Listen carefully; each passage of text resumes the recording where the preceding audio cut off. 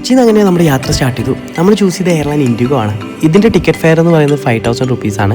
ഇൻഡിഗോയും alliance എയറും മാത്രമാണ് രണ്ട് airline കൊച്ചിയിൽ നിന്ന് ലക്ഷദ്വീപിലേക്ക് സർവീസ് നടത്തുന്നത്. കൊച്ചിയിൽ നിന്ന് ലക്ഷദ്വീപിലേക്ക് ഏകദേശം 1.5 മണിക്കൂറാണ് ട്രാവലിംഗ് ടൈം. സോ അതെല്ലാം കഴിഞ്ഞ് ഞങ്ങൾ ലക്ഷദ്വീപ് എത്തി. ഇന്ത്യയിലെ തന്നെ ഏറ്റവും ചെറിയ എയർപോർട്ടുകളിൽ ഒരു എയർപോർട്ടാണ് നമ്മുടെ ഈ ലക്ഷദ്വീപ് എയർപോർട്ട്. ഈ കാണുന്ന എയർക്രാഫ്റ്റിലാണ് നമ്മൾ വന്നത്. ഏകദേശം 78 പേർക്ക് മാത്രം ഇരിക്കാൻ പറ്റുന്ന ഒരു ചെറിയ എയർക്രാഫ്റ്റാണ്. ATR 72-600 ആണ് ഇതിൻ്റെ പേര്. ഈ കാണുന്നതാണ് എയർപോർട്ട്. ആകെ ഈ ഒരു ചെറിയ ബിൽഡിംഗ് മാത്രമാണ് എയർപോർട്ടിനുള്ളത്. ലോകത്തിലെ തന്നെ ഏറ്റവും ചെറിയ എയർപോർട്ടുള്ള ഒരു എയർപോർട്ട്. ഇവിടെ എത്തിക്കഴിഞ്ഞാൽ നമ്മുടെ ഫസ്റ്റ് പ്രൊസീജിയർ എന്ന് പറഞ്ഞത് നമ്മുടെ ഡോക്യുമെൻറ്റ് വെരിഫിക്കേഷനാണ്. അതിനുശേഷം മാത്രമാണ് നമുക്ക് എയർപോർട്ടിൻ്റെ പുറത്തിറങ്ങാൻ പറ്റുള്ളൂ. ആദ്യം തന്നെ ഇവിടെയുള്ള CSF ഉദ്യോഗസ്ഥരുടെ അടുത്ത് നമ്മുടെ പെർമിറ്റും അതേമാതിരി ബോർഡിംഗ് പാസും കാണിക്കണം. ഈ രണ്ടും വെരിഫൈ ചെയ്ത് സീലടിച്ചതിന് ശേഷം നമ്മൾ എയർപോർട്ടിൻ്റെ പുറത്തിറങ്ങും. എയർപോർട്ടിന് പുറത്തിറങ്ങിയതും എന്നെ പിക്ക് ചെയ്യാൻ അകത്തിയിലുള്ള എൻ്റെ ഫ്രണ്ടായ അർഷാദ് വന്നു. ഇവനെ കൂട്ടിയിട്ട് ഞാൻ ഇവിടെയുള്ള 5 കിലോമീറ്റർ മൊത്തം ആദ്യം ചുറ്റി കണ്ടു. ഈ ലെഫ്റ്റ് സൈഡിൽ കാണുന്ന ബീച്ചാണ് അഗത്തി ബീച്ച്. ശരിക്കും പറഞ്ഞാൽ എയർപോർട്ട് വിട്ട് കഴിഞ്ഞാൽ വെറും 5 കിലോമീറ്റർ മാത്രമാണ് ഈ ദ്വീപുള്ളത്. അഗത്തി ദ്വീപ് കാണാൻ ശരിക്കും ഈ ഒരു സ്കൂട്ടർ എടുത്ത് വെറും 1/2 മണിക്കൂർ കൊണ്ട് നമുക്ക് ഈ ദ്വീപിലുള്ള എല്ലായിടത്തും എത്താൻ പറ്റും. അത്രയും ചെറിയൊരു ദ്വീപാണ് അഗത്തി ദ്വീപ്. എവിടെ തിരിഞ്ഞാലും നല്ല ബ്യൂട്ടിഫുൾ ആയിട്ടുള്ള നീലക്കടൽ. അഗത്തിയിൽ തന്നെ വൺ ഓഫ് ദ ഫേമസ് ആയിട്ടുള്ള ലൈറ്റ് ഹൗസ് ആണിത്. ഈ ലൈറ്റ് ഹൗസ് എല്ലാം കണ്ടതിന് ശേഷം ഞങ്ങളുടെ ദ്വീപിലെ ഫസ്റ്റ് ആക്ടിവിറ്റി എന്ന് പറഞ്ഞത് ഗ്ലാസ് ബോട്ട് റൈഡാണ്. എൻ്റെ ഫ്രണ്ട് റിയാസും അർഷാദും പിന്നെ അവരുടെ പാക്കേജിൽ വന്ന ഒരു ഫാമിലിയും കൂട്ടിയിട്ടാണ് ഞങ്ങൾ കൽപ്പറ്റി എന്ന് പറഞ്ഞ ദ്വീപിലേക്ക് പോയത്. നമ്മളൊരു ലക്ഷദ്വീപിലേക്ക് ഒരു 4 ഡേ പാക്കേജ് എടുത്തിട്ട് വന്നതിൽ ഫസ്റ്റ് ഡേ ചെയ്യുന്ന ആക്ടിവിറ്റിയാണിത്, കൽപ്പറ്റി ഐലൻഡ് വിസിറ്റ്. നമ്മൾ ഇറങ്ങിയ അഗത്തി എന്ന് പറഞ്ഞ ദ്വീപിൽ നിന്ന് ഒരു 1/2 മണിക്കൂർ ബോട്ട് റൈഡ് ചെയ്താൽ എത്തുന്ന ഒരു ദ്വീപാണ് കൽപ്പറ്റി എന്ന് പറഞ്ഞ ദ്വീപ്. ഈ പോകുന്ന റൂട്ടിൽ നമ്മൾ ഒരുപാട് അക്വാട്ടിക് ആനിമൽസിനെയും ഒരുപാട് ഫിഷസിനെയും എല്ലാം കാണാൻ പറ്റും. ഇതെല്ലാം നമ്മൾ കാണുന്നത് ഈ ഗ്ലാസ് ബോട്ടിലൂടെയാണ്.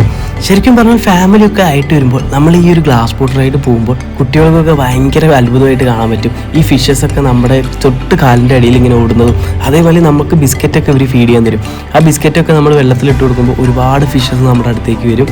ഇതൊക്കെ നമുക്ക് ലൈഫിൽ ഒരു വട്ടം എക്സ്പീരിയൻസ് ചെയ്യേണ്ട ഒരു സംഭവം തന്നെയാണ്.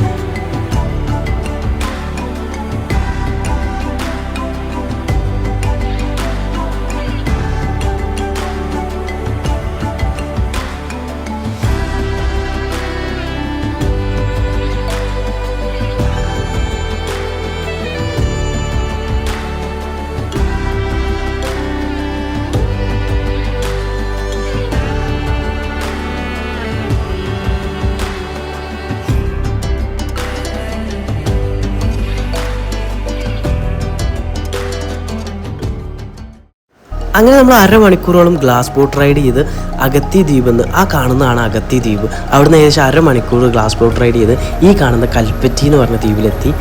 കൽപ്പറ്റി ദ്വീപിൽ ശരിക്കും പറഞ്ഞാൽ നമ്മൾ സൺസെറ്റ് കാണാനാണ് വന്നത്.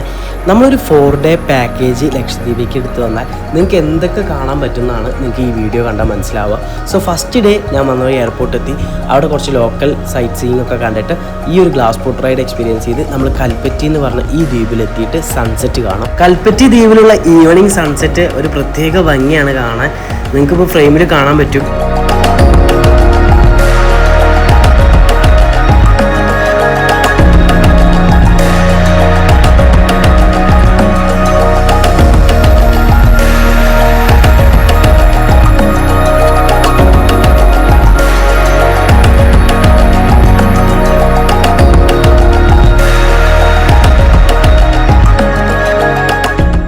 അങ്ങനെ കൽപ്പറ്റി ദ്വീപിലുള്ള ആ ഒരു സൺസെറ്റ് എല്ലാം കണ്ടതിന് ശേഷം ഞങ്ങൾ റൂമിലേക്ക് തിരിച്ചു. ആ ബോട്ടിൻ്റെ ഫ്രണ്ടിലിരുന്ന് ആ ഈവനിങ് ഉള്ള കടലിൽ നിന്നുള്ള കാറ്റെല്ലാം കൊള്ളാൻ ഒരു പ്രത്യേക ഫീൽ തന്നെയാണ്. സെക്കൻഡ് ഡേ മോർണിംഗ് ഞാൻ എൻ്റെ ഫ്രണ്ടായ റിയാസിനെയും അബുവിനെയും കൂട്ടി അഗത്തിയിലുള്ള കുറച്ച് വില്ലേജസ് കാണാൻ പോയി. കുറച്ച് വില്ലേജസ് എല്ലാം കണ്ടതിന് ശേഷം ഞങ്ങളൊരു അടിപൊളി വ്യൂ പോയിന്റിലിരുന്ന് ചായ എല്ലാം കുടിച്ച് ആ ഒരു മോർണിംഗ് ഞങ്ങൾ എൻജോയ് ചെയ്തു. അത് കഴിഞ്ഞ് സെക്കൻഡ് ഡേ ഉള്ള ഫസ്റ്റ് ആക്ടിവിറ്റി എന്ന് പറയുന്നത് തിന്നക്കര എന്നൊരു ഐലൻഡിലേക്കുള്ള വിസിറ്റ് ആയിരുന്നു. ഞങ്ങളുടെ കൂടെ 2 ഫാമിലീസും ഉണ്ടായിരുന്നു. നമ്മുടെ ബോട്ടിൻ്റെ ഫ്രണ്ടിൽ തന്നെ ഒരുപാട് പേര് കായാക്കിങ് ചെയ്യുന്നുണ്ട്. ശരിക്കും പറഞ്ഞാൽ കായാക്കിങ് നമ്മുടെ ലാസ്റ്റ് ഡേ നമ്മൾ ആ സ്ക്യൂബ ഡൈവ് ചെയ്യുന്ന ദിവസമാണ് ചെയ്യുക. സോ ഇതാണ് കായാക്കിങ് ചെയ്യുന്ന സ്ഥലം.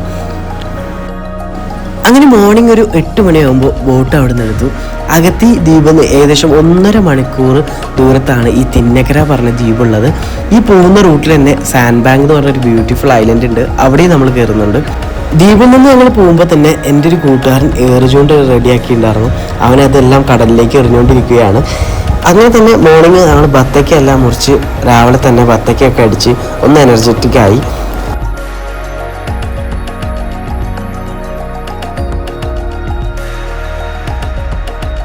തിന്നക്കര ഐലൻഡ് എത്തുന്നതിന് മുമ്പേ ആദ്യമായിട്ട് നമ്മൾ നിർത്തിയ സ്പോട്ടാണ് സാൻഡ് ബാങ്ക് എന്ന് പറയുന്നത് തന്നെ ഒരു ബ്യൂട്ടിഫുൾ ആയിട്ടുള്ള ഒരു സ്പോട്ടാണ്. ശരിക്കും നമ്മൾ നടുക്കടലിൽ ഇങ്ങനെ ആ ഒരു മണൽത്തരിയിലൂടെ ഓടുന്നൊരു ഫീലാണ് കിട്ടുക. സാൻഡ് ബാങ്കിൽ നിന്ന് പല പാക്കേജസും ഈ ഒരു സാൻഡ് ബാങ്കിലേക്ക് കൊണ്ടുവരാറില്ല. സോ നിങ്ങൾ പാക്കേജ് ചൂസ് ചെയ്യുമ്പോൾ മസ്റ്റായിട്ട് അവരോട് ചോദിക്കണം സാൻഡ് ബാങ്ക് എന്നൊരു സ്പോട്ട് ഇൻക്ലൂഡഡ് ആണോ എന്ന്. ശരിക്കും പറഞ്ഞാൽ ലൈഫിൽ ഒരു വട്ടമെങ്കിലും ഈ സാൻഡ് ബാങ്കിലേക്ക് നിങ്ങൾ വരണം. അഗത്തിയിലേക്ക് വരികയാണെങ്കിൽ മസ്റ്റായിട്ടും ഇത് നിങ്ങളുടെ പാക്കേജിൽ നിങ്ങൾ ഉൾപ്പെടുത്തണം. വളരെ ബ്യൂട്ടിഫുൾ ആയിട്ടുള്ളൊരു പ്ലേസ് ആണത്.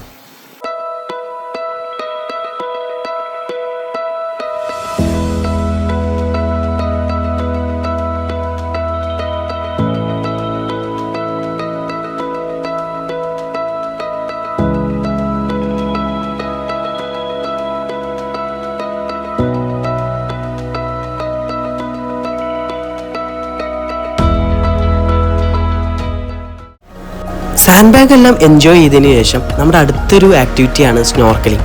ഈ കാണുന്ന വെള്ളത്തിൽ കാണുന്ന ഈ മീനെല്ലാം കടലിൻ്റെ മേലെ കടന്നിട്ട് നമ്മൾ ആ ഒരു മാസ്ക് ഇട്ടതിന് ശേഷം അടിയിലേക്ക് നോക്കിയിട്ട് കറക്റ്റ് ഒരു അണ്ടർ വാട്ടർ വിഷ്വൽ നമുക്ക് മേലെ നിന്ന് കാണാൻ പറ്റും. നിങ്ങൾക്കിപ്പോൾ കറക്റ്റ് സ്നോർക്കലിംഗ് എന്താണെന്ന് ഈ ഒരു വിഷ്വൽ കണ്ടാൽ മനസ്സിലാക്കും. ഒരാളുടെ സപ്പോർട്ടോടുകൂടി കടലിൻ്റെ മേലെ ഇങ്ങനെ ഫ്ലോട്ട് ചെയ്ത് നമ്മൾ കിടക്കും. എന്നിട്ട് നമ്മൾ കടലിൻ്റെ അടിക്കാഴ്ചകൾ കാണുന്ന ഒരു ബ്യൂട്ടിഫുൾ ആയിട്ടുള്ളൊരു ആക്ടിവിറ്റിയാണത്. ശരിക്കും സ്ക്യൂബ ഡൈവിംഗ് ഒക്കെ ചെയ്യാൻ പേടിയുള്ളവർക്ക് വളരെ സേഫ്റ്റി ആയിട്ട് ചെയ്യാൻ പറ്റിയ ഒരു ആക്ടിവിറ്റിയാണ് സ്നോർക്കലിംഗ്. നമുക്കവർ ലൈഫ് ജാക്കറ്റ് മാസ്കും എല്ലാം തന്നതിന് ശേഷം നമ്മളെ മെല്ലെ കടലിലേക്ക് ഇറക്കും. അവരുടെ ഒരു സപ്പോർട്ടോട് കൂടി മാത്രമാണ് നമ്മൾ അടിക്കാഴ്ചകൾ കാണാം. നിങ്ങൾക്കിപ്പോൾ വീഡിയോയിൽ കാണാൻ പറ്റും. അവർ നമ്മൾ പ്രോപ്പറായിട്ട് ഗൈഡ് ചെയ്യും. ഇനി സ്ക്യൂബ ചെയ്യാൻ പേടിയുള്ളവർക്ക് കടലിൻ്റെ അടിക്കാഴ്ചകൾ കാണാൻ പറ്റിയ ഒരു ബ്യൂട്ടിഫുൾ ആക്ടിവിറ്റിയാണ് സ്നോർക്കലിംഗ്. അങ്ങനെ നമ്മൾ സാൻഡ് ബാങ്കും സ്നോർക്കലിങ്ങും എല്ലാം കണ്ടതിന് ശേഷം നമ്മൾ അങ്ങനെ തിന്നക്കര എന്ന് പറഞ്ഞ ഐലൻഡിലേക്ക് എത്തിയിരിക്കുകയാണ്. ശരിക്കും അകത്തിൽ നിന്ന് വെറും 1.5 മണിക്കൂർ ഇവിടേക്കുള്ളൂ. നമ്മൾ ഈ സ്നോർക്കലിങ്ങും സാൻഡ് ബാങ്കൊക്കെ വിസിറ്റ് ചെയ്തത് കാരണം ഏകദേശം ഒരു 2-3 മണിക്കൂർ എടുത്തു ഇവിടെ എത്താൻ. ഇതാണ് തിന്നക്കര. ഇവിടെ ഒരുപാട് റിസോർട്ട്സൊക്കെ വരുന്നുണ്ട്. ഈ ഒരു ഐലൻഡിൻ്റെ പ്രത്യേകത എന്താണെന്ന് വെച്ചാൽ അവിടെ ആകെ 5-6 ഫാമിലീസ് മാത്രമേ താമസിക്കുന്നുള്ളൂ. ഇവിടെ എത്തിക്കഴിഞ്ഞാൽ കറക്റ്റ് നമുക്കൊരു ദ്വീപിലെ ലൈഫ് നമുക്ക് കാണാൻ പറ്റും. ഈ ഒരു ദ്വീപിൽ നമുക്ക് ഒരുപാട് ഉണക്കമീൻ ഉണക്കി വെച്ചിട്ട് കാണാൻ പറ്റും. ശരിക്കും പറഞ്ഞു കഴിഞ്ഞാൽ ഓഫ് സീസൺ ടൈമിൽ, അതായത് മഴയുള്ള ടൈമിൽ ശരിക്കും കടലിൽ മീൻ പിടിക്കാൻ പോകാൻ പറ്റില്ല. ആ ഒരു ടൈമിൽ ഇവർക്ക് കഴിക്കാൻ വേണ്ടിയിട്ടുള്ള മീനുകളെല്ലാം ഇവർ ഇപ്പോഴേ പിടിച്ച് ഇങ്ങനെ ഉണക്കി വെക്കും. ആ ഒരു കാഴ്ചയാണ് ഇപ്പോൾ നിങ്ങളിവിടെ കാണുന്നത്. ശരിക്കും പറഞ്ഞാൽ നമ്മൾ അഗത്തി എന്ന് പറഞ്ഞൊരു ദ്വീപ് വിട്ടിട്ട് തിന്നക്കരയിലേക്ക് വന്നപ്പോൾ ഇവിടെ ശരിക്കും കുറച്ചുകൂടി ഉള്ളിലോട്ടുള്ളൊരു ഐലൻഡാണ്. സോ ഇവിടുത്തെ മലയാളം എന്ന് പറയുന്നത് ജസരി ഭാഷ ഒന്നുകൂടി സ്ട്രോങ് ആണ്. അതായത് നമുക്ക് അത്ര മനസ്സിലാക്കാൻ പറ്റില്ല. പക്ഷെ അഗത്തിയൊക്കെ നമുക്ക് കുറച്ച് മനസ്സിലാക്കാൻ പറ്റുമായിരുന്നു. ഇവിടെ എത്തിക്കഴിഞ്ഞാൽ നമുക്ക് പ്രോപ്പറായിട്ട് എങ്ങനെയാണ് ഒരു ദ്വീപ് ഉള്ളതെന്ന് നമുക്ക് മനസ്സിലാവും. ലക്ഷദ്വീപ് ഐലൻഡ്സിൽ തന്നെ ഏറ്റവും ബ്യൂട്ടിഫുൾ ആയിട്ടുള്ള ഒരു ഐലൻഡാണ് തിന്നക്കര. നിങ്ങൾക്കിപ്പോൾ ഫ്രെയിമിൽ കാണാൻ പറ്റും. ലൈഫിൽ ഒരു വട്ടയിലും നിങ്ങളിത് വിസിറ്റ് ചെയ്യണം.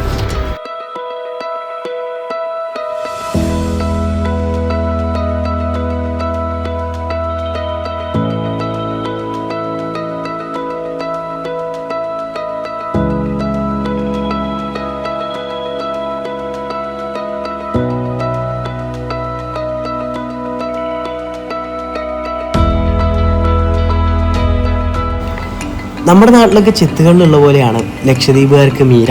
ഇവിടെയുള്ളൊരു ഒഫീഷ്യൽ ഡ്രിങ്കാണിത്. സോ നിങ്ങൾ ലക്ഷദ്വീപ് വരികയാണെങ്കിൽ നിങ്ങൾക്ക് ഇതൊക്കെ ഒന്ന് ട്രൈ ഔട്ട് ചെയ്യാൻ പറ്റും. തെങ്ങിൽ നിന്ന് കളക്ട് ചെയ്ത ആ ഒരു മീര ഇവർ ഒരു വലിയൊരു ക്യാനിൽ സ്റ്റോർ ചെയ്യും. ഈ കാണുന്ന താത്ത നമ്മൾ അത് കാണിച്ചു തരാൻ പോവുകയാണ്.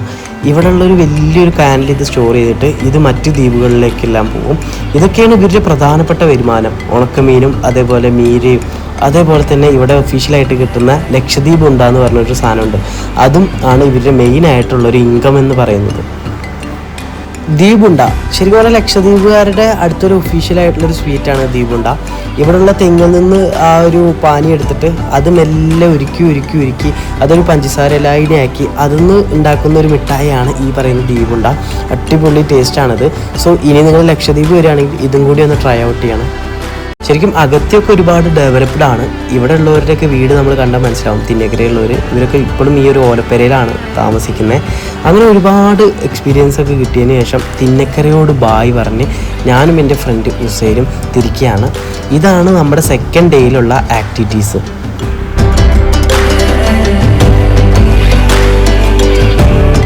അങ്ങനെ നമ്മൾ പിറ്റേ ദിവസം മോർണിംഗ് എണീറ്റപ്പോൾ തന്നെ കാണുന്ന കാഴ്ചയാണത്. ഇവിടുത്തെ ഒഫീഷ്യലായിട്ടുള്ള ഒരു ഗെയിമാണ് ഫുട്ബോൾ. എല്ലാവരും ഒട്ടുമിക്ക പേരും ഫുട്ബോൾ കളിക്കും. ശരിക്കും കടൽ സൈഡൊക്കെ ഫുട്ബോൾ കളിക്കുന്നത് തന്നെ ഒരു പ്രത്യേക ഫീലാണ്. സോ നമ്മുടെ 3rd ഡേ സ്റ്റാർട്ട് ചെയ്യുന്ന തന്നെ ഇങ്ങനെ ഒരു ബ്യൂട്ടിഫുൾ ആയിട്ടുള്ള വ്യൂ പോയിന്റിൽ ചായ കുടിച്ചിട്ടാണ്. ഒരു അടിപൊളി എക്സ്പീരിയൻസ് ആണത്. സോ ലക്ഷദ്വീപൊക്കെ വരികയാണെങ്കിൽ നിങ്ങൾ ഇങ്ങനത്തെ ലോക്കലായിട്ടുള്ള ടീ സ്റ്റാളിലൊക്കെ വന്ന് ചായ കുടിക്കണം. അപ്പോഴാണ് നിങ്ങൾക്ക് ഇവിടുത്തെ ഒരു വൈബ് നിങ്ങൾക്ക് കിട്ടുള്ളൂ.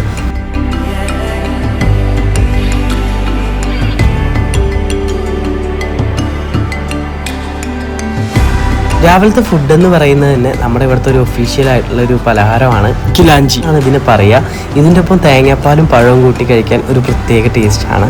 സോ ലക്ഷദ്വീപ് വരുമ്പോൾ നമ്മളവിടുത്തെ ഒഫീഷ്യലായിട്ടുള്ള ഫുഡാണ് ട്രൈ ഔട്ട് ചെയ്യേണ്ടത്. ഞാൻ നിൽക്കുന്ന ഹോം സ്റ്റേയിലും ഞാൻ അതാണ് പറഞ്ഞത്, ഇവിടെയുള്ള ഒഫീഷ്യൽ നിങ്ങൾ എന്താ കഴിക്കുന്നത് അതെനിക്ക് തരണം. സോ അതും ഒരു അടിപൊളി എക്സ്പീരിയൻസ് ആണ്. സോ അതെല്ലാം കണ്ടതിന് ശേഷം 3rd ഡേ നമ്മുടെ ഫസ്റ്റ് ആക്ടിവിറ്റി എന്ന് പറഞ്ഞാൽ ലഗൂൺ ബീച്ച് വിസിറ്റാണ്. സോ 3ാമത്തെ ദിവസം ആദ്യത്തെ ആക്ടിവിറ്റി ലഗൂൺ ബീച്ച്. ഒരു അടിപൊളി ബീച്ചാണ്, നിങ്ങൾക്കിപ്പോൾ ഫ്രെയിമിൽ കാണാൻ പറ്റും.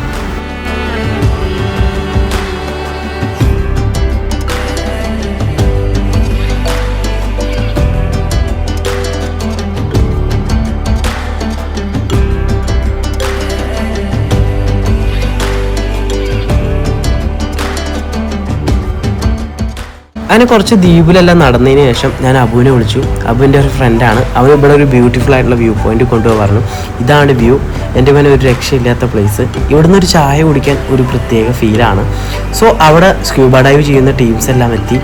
ഞാൻ ശരിക്കും പറഞ്ഞാൽ ലക്ഷദ്വീപ് വരാനുള്ള പ്രധാനപ്പെട്ട കാരണം ഈ ഒരു സ്ക്യൂബ ഡൈവ് ചെയ്യാനാണ്. ലക്ഷദ്വീപിലുള്ള സ്ക്യൂബ ഒരു അടിപൊളി എക്സ്പീരിയൻസ് ആണ്. ഇവിടുത്തെ സീ എന്ന് പറഞ്ഞാൽ അധികം ഡിസ്റ്റർബ്ഡ് അല്ല, അതുകൊണ്ട് നമുക്ക് അടിപൊളിയായിട്ടുള്ള അടിക്കാഴ്ചകളെല്ലാം മീനിൻ്റെ കാണാൻ പറ്റും. ഈ കാണുന്നതാണ് സ്ക്യൂബ ട്രെയിനേഴ്സ്. ഇവരെന്നെ കുറച്ച് നേരം ട്രെയിനിങ് എല്ലാം എടുത്ത് ഒരു 10-15 മിനിറ്റ് ക്ലാസ് എല്ലാം കഴിഞ്ഞതിന് ശേഷമാണ് സ്ക്യൂബ ചെയ്യാൻ കൊണ്ടുപോയത്. ശരിക്കും ലൈഫിൽ നമ്മൾ ഒരു വട്ടമെങ്കിലും ഇത് എക്സ്പീരിയൻസ് ചെയ്യണം. എനിക്കിപ്പോൾ ഇത് കാണുമ്പോൾ തന്നെ എൻ്റെ നെഞ്ചിലൊക്കെ ഒരു ചെറിയ ഇടുപ്പുണ്ടായിരുന്നു. ഭയങ്കര പേടിയുണ്ടായിരുന്നു. പക്ഷേ പേടിയുണ്ടെങ്കിൽ പോലും ഇത് ചെയ്യണം എന്നെൻ്റെ ഒരു വാശിയാണ്. കാരണം എനിക്കിത് എക്സ്പീരിയൻസ് ചെയ്യണമെന്ന് ഭയങ്കര വലിയൊരു ആഗ്രഹമായിരുന്നു. സോ നിങ്ങളും പേടിയുണ്ടെങ്കിൽ പോലും ഇതൊന്ന് എക്സ്പീരിയൻസ് ചെയ്യണം. ലൈഫിൽ തന്നെ ഏറ്റവും അടിപൊളി മൂമെൻ്റാണ്. എൻ്റെ ജീവിതത്തിൽ ഞാൻ കണ്ടതിൽ വെച്ച ഏറ്റവും മനോഹരമായിട്ടുള്ള കാഴ്ചകളാണ് ഈ ഒരു സ്ക്യൂബ എനിക്ക് തന്നത്. സോ നിങ്ങൾ ലക്ഷദ്വീപ് വരികയാണെങ്കിൽ മസ്റ്റായിട്ടും സ്ക്യൂബ ഡൈവ് ചെയ്തിരിക്കണം. ഒരു അടിപൊളി എക്സ്പീരിയൻസ് ആണ്.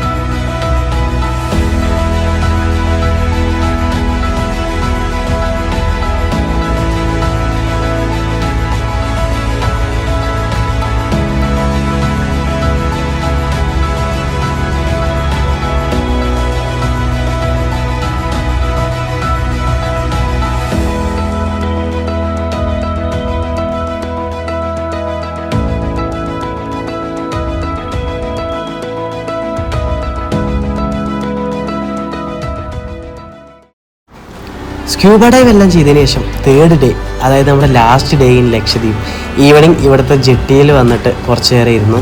ആ ഒരു സൺസെറ്റ് എല്ലാം അവിടെ ഇരുന്ന് ഫ്രണ്ട്സായിട്ട് എൻജോയ് ചെയ്തു.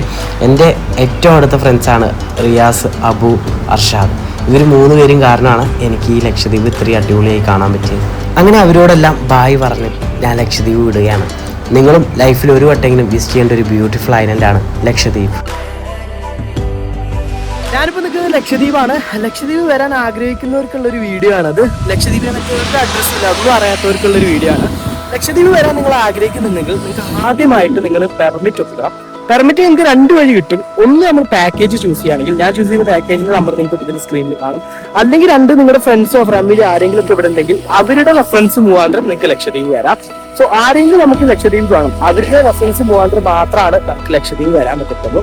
പാക്കേജ് ചൂസ് ചെയ്യായിരിക്കും നല്ലത്. നിങ്ങൾക്ക് ഒരുപാട് പാക്കേജസ് അവൈലബിൾ ആണ്. സോ ഞാൻ ചൂസ് ചെയ്ത പാക്കേജ് ഇതായിരുന്നു.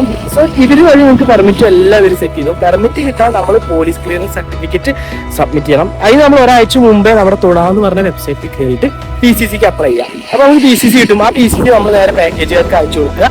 അവർ നമുക്ക് ഒരാഴ്ചയുള്ളിൽ പെർമിറ്റ് ഒപ്പിച്ച് തരും. നമ്മൾ ടിക്കറ്റ് ബുക്ക് ചെയ്യുക. ഏതെങ്കിലും ഇവിടെ ഒരുപാട് പാക്കേജസ് അവൈലബിൾ ആണ്. ഇവിടെ ഒരുപാട് ഐലൻഡ്സ് ഉണ്ട്. ഓരോ ഐലൻഡ്സിലേക്ക് നമുക്ക് വ്യത്യസ്ത പെർമിറ്റ് വേണം. അതായത് നമ്മൾ അഗത്തിയിലേക്ക് പെർമിറ്റ് എടുത്തു കഴിഞ്ഞാൽ ഈ അഗത്തി സ്ഥലം മാത്രമേ കാണാൻ പറ്റും. നമ്മൾ കവരത്തിയിലേക്ക് പെർമിറ്റ് എടുത്താൽ നമുക്ക് കവരത്തി കാണാം. സോ ഓരോ ദ്വീപിലേക്ക് പോകാനും നമുക്ക് ഓരോ പെർമിറ്റ് ആണ്. ഇവിടെ മൊത്തം 36 ദ്വീപുകളുണ്ട്. അതിൽ 10ഓളം ദ്വീപുകളിൽ മാത്രമാണ് ആൾതാമസം. സോ നമുക്ക് ഈ 10ഓളം ദ്വീപ് വിസിറ്റ് ചെയ്യാൻ നമുക്ക് എല്ലാ ദ്വീപിലേക്കും പെർമിറ്റ് വേണം. സോ അതൊക്കെ കിട്ടാൻ ബുദ്ധിമുട്ടാണ്. മാക്സിമം നിങ്ങൾ ഫസ്റ്റ് ലക്ഷദ്വീപ് എക്സ്പീരിയൻസ് ഉണ്ടെങ്കിൽ ഒരു നോർമൽ ആയിട്ടുള്ള ഈ 4 ദിവസത്തെ പാക്കേജ് എടുത്തിട്ട് അഗത്തിയിലേക്കുള്ള പെർമിറ്റ് എടുത്തിട്ട് വന്നാൽ മതി. കാരണം അഗത്തിയുള്ള ഈ ഒരു നോർമൽ വ്യൂസ് ഒക്കെ കണ്ടാൽ നിങ്ങൾക്ക് ലക്ഷദ്വീപിന്റെ കൾച്ചറും ഇതെല്ലാം മനസ്സിലാവും. ഇനി നിങ്ങൾക്ക് കൂടുതൽ മനസ്സിലാവണമെങ്കിൽ അല്ലെങ്കിൽ കൂടുതൽ വൈബൊക്കെ കിട്ടണമെങ്കിൽ 5-6 ദിവസത്തെ പാക്കേജ് എടുക്കുക. എന്നിട്ട് കവരത്തിയിലേക്കുള്ള പെർമിറ്റ് എടുക്കുക. അതുവരെ കടമ്പത്ത് അങ്ങനെ ഓരോ ദ്വീപുകളുണ്ട്. ആ ദ്വീപുകൾക്കുള്ള പെർമിറ്റ് ഒക്കെ എടുക്കുക. സെപ്പറേറ്റ് പെർമിറ്റ് എടുക്കുക. കൂടുതൽ ദിവസം ഇവിടെ നിൽക്കാനുള്ള പ്ലാനിൽ വന്നാൽ നിങ്ങൾക്ക് കൂടുതൽ വൈബാക്കാൻ പറ്റും.